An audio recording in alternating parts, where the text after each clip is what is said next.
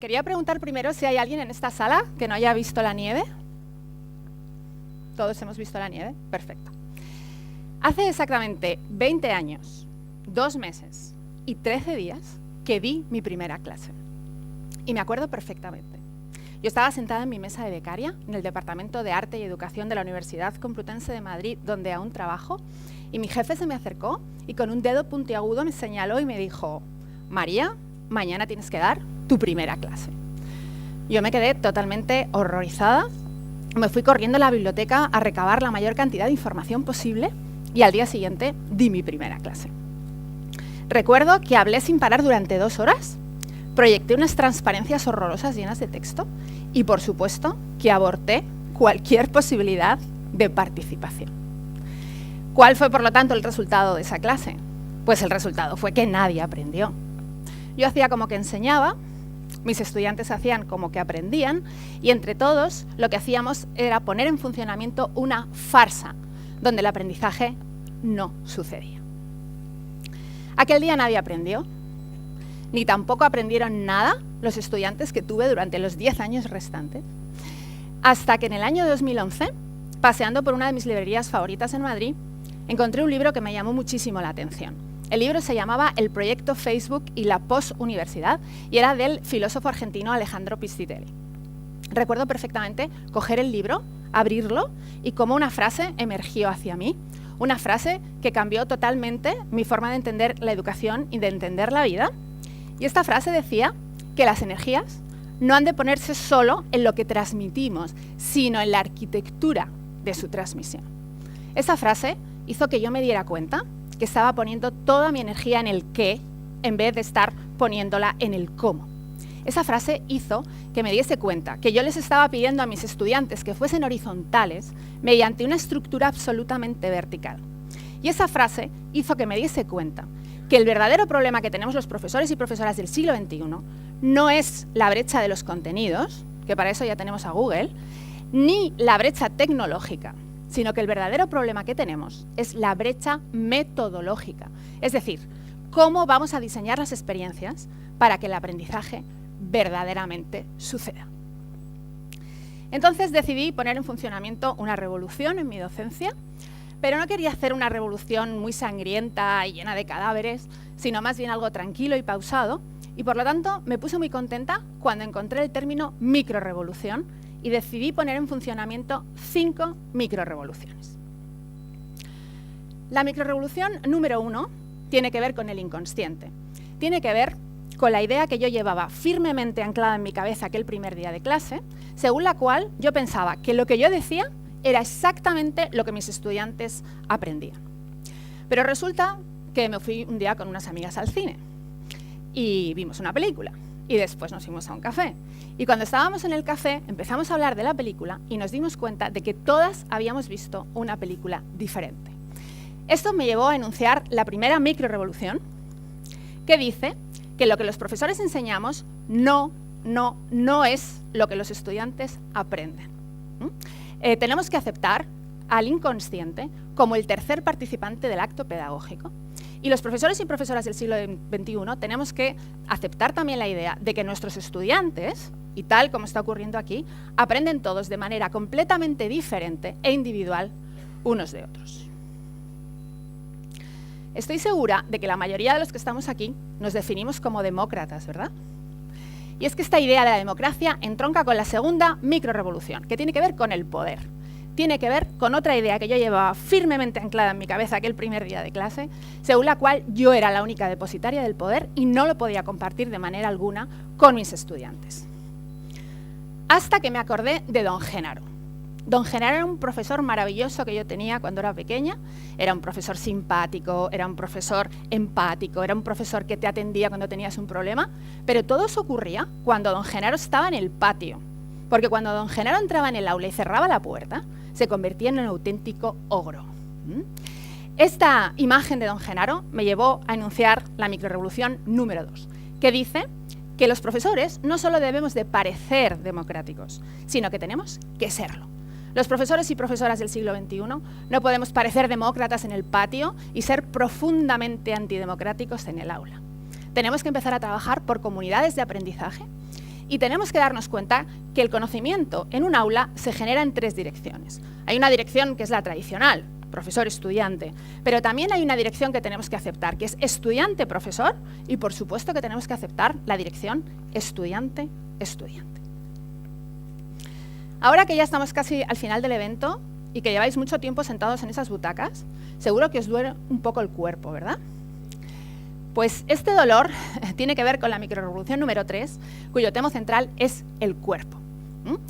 Todos los que estamos aquí, en algún momento de nuestras vidas hemos sentido en clase esa sensación de que nuestro cuerpo no es que es más que un apéndice de nuestra cabeza, y eso es exactamente lo que me ocurrió también ese primer día de clase, en el que pensé que mis estudiantes solamente pondrían en funcionamiento su cerebro.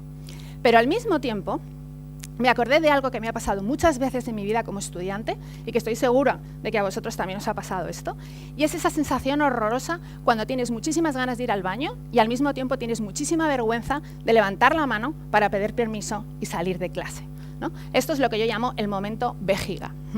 Bueno, pues el momento vejiga me hizo enunciar la microrrevolución número 3, que dice que no pensamos con la cabeza, pensamos con el cuerpo. Los profesores y profesoras del siglo XXI no podemos tener el cuerpo por un lado y la cabeza por otro, tenemos que unirnos.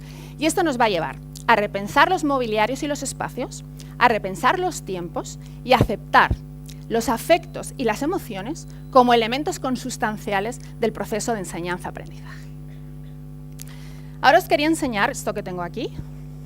Me imagino que todos sabéis lo que es. Me imagino que todos os habréis mareado alguna vez en un avión y os han dado esta bolsita, por si queréis vomitar.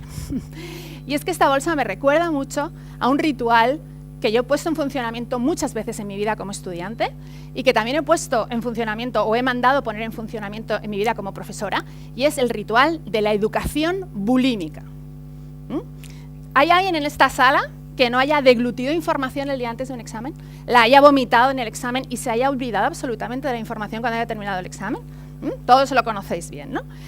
Pues este ritual de la educación bulímica tiene que ver con la cuarta microrrevolución, que tiene que ver con la experiencia, pero no con cualquier experiencia, tiene que ver con la experiencia de aburrimiento, de profundo aburrimiento que yo he sentido muchas veces en mis aulas cuando era pequeña. Y al mismo tiempo, esta experiencia de aburrimiento, que yo aquel primer día de clase pensaba que era la que tenía que ocurrir. Hasta que me vino a la cabeza también un recuerdo de infancia, un recuerdo en el que yo fui con mi padre al fútbol. Recuerdo perfectamente que lo que estaba ocurriendo en el campo me daba absolutamente igual. Y estaba fascinada por la experiencia de euforia que estaba teniendo a mi alrededor, donde la gente saltaba, gritaba, se insultaba y parecía que lo estaban pasando realmente muy bien. Pues esta experiencia de euforia me hizo enunciar la cuarta microrrevolución, que dice que no quiero malgastar mi tiempo en estudiar porque lo que quiero es aprender. ¿Y cómo es aprender? Cuando realmente aprendemos es sexy, ¿no? Es una cosa que está relacionada con el placer, está relacionada con la motivación, con la efervescencia, con la sorpresa. Y esto es lo que tenemos que hacer los profesores y profesoras del siglo XXI. Y me parece muy importante que el concepto de placer lo unamos con el esfuerzo, con la disciplina, con la constancia, y estas dos herramientas que la educación tradicional se ha esforzado por separar, los profesores y profesoras del siglo XXI cojamos y lo unamos. Estamos ya casi llegando al final de la charla. Yo os quería pedir un favor, y es que saquéis un papel y un lápiz, porque os voy a hacer un examen. No, no os voy a hacer un examen, es una broma, pero lo que no es ninguna broma es la cara de pánico que habéis puesto muchos de vosotros cuando habéis oído el término examen, ¿no? Y es que evidentemente la evaluación es el tema de la quinta y última microrrevolución. Aquel primer día de clase yo también tenía muy metido en la cabeza que la única forma que tenía de evaluar a mis estudiantes era mediante un examen, y además cuantos más alumnos suspendiese, mejor. Y al mismo tiempo me vino a la mente un sueño que tiene una amiga mía, mi amiga Marta. Mi amiga Marta tiene un sueño recurrente según el cual se muere y no puede llegar a un examen. Y le causa mucho más ansiedad no llegar al examen que morirse, ¿no? Entonces, este sueño de Marta me hizo enunciar la quinta microrrevolución, que dice que tenemos que pasar de una educación basada en la evaluación a una educación basada en el aprendizaje. Los profesores y profesoras del siglo XXI no podemos seguir aterrorizando a nuestros estudiantes mediante exámenes. Tenemos que descentrar la evaluación del centro del proceso, tenemos que convertirla en investigación y tenemos que diseñar métodos alternativos al numérico a la hora de representar el aprendizaje. Me imagino que todos estaréis preguntándoos cuál fue el impacto de estas 5 microrevoluciones en mi docencia, y tengo que decir que afortunadamente por fin mis estudiantes aprendieron y muchos de ellos lo hicieron de manera transformadora. Y esto es básicamente lo que me ha traído hasta aquí. Yo estoy aquí para hablar con vosotros, para compartir una idea, y la idea principal es que tenemos que parar la farsa. Los profesores y profesoras del siglo XXI no podemos seguir fingiendo. Tenemos realmente que conseguir que el aprendizaje suceda. Y para esto, estas 5 microrevoluciones pueden ser un buen punto de partida. Recordemos que consisten en incorporar el inconsciente, en incorporar la democracia, en incorporar el cuerpo, incorporar el placer frente al aburrimiento y descentrar la evaluación del centro del proceso.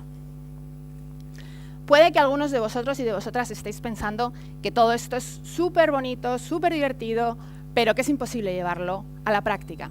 Y también estoy aquí para deciros que no solo es posible, sino que es necesario, y hay muchos profesores y muchas profesoras que ya lo están llevando a cabo en su día a día. Y esto es básicamente con lo que quiero terminar.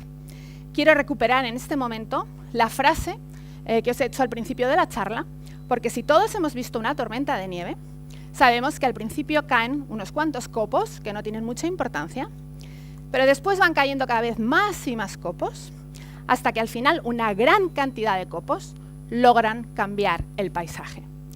Y quiero compartir para terminar con vosotros una frase que me digo a mí misma todas las mañanas cuando me levanto, y es que si cada uno de nosotros llevamos a cabo una microrevolución al día, entre todos cambiaremos el paisaje de la educación. Muchas gracias.